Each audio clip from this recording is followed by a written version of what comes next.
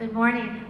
Good morning. My name is Deidre Jacobson, and I serve as the treasurer on the Fig Tree Board. The Fig Tree shares stories.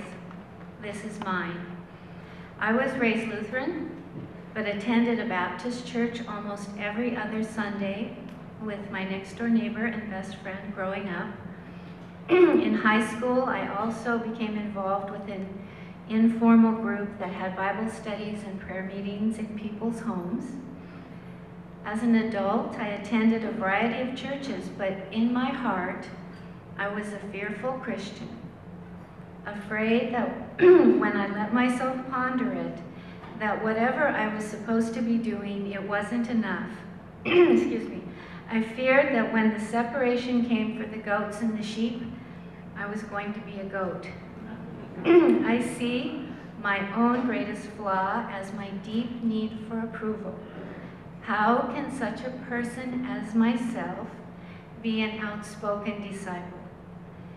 And I have had some questions, things about the Bible and the church that have upset me, struggles between religion and my conscience. But about 10 years ago, I became involved with the Fig Tree. Mary Stamp interviewed my husband Lance about our youth recruiting for Crop Walk that we were doing at that time. We were members of Prince of Peace Lutheran Church. Lance thought that I might be interested in the Fig Tree because I like to write. And I was at that time a new volunteer at the Women's Drop-In Center, which is now the Women's Hearth. I wrote and submitted an article about the center, which was published in the Fig Tree, and I was hooked. I began reading the Fig Tree. Then I started writing articles and later came to serve on the board. I believe that the writing assignments I completed for the Fig Tree have been the deepest and greatest lessons for my life, and I have learned about God and meaning for me. My involvement with the Fig Tree has taken me in a direction that sees God's work in the world in all kinds of unexpected places and accomplished by a diversity of people. I get a little nervous. I'm not as comfortable speaking as some of our others.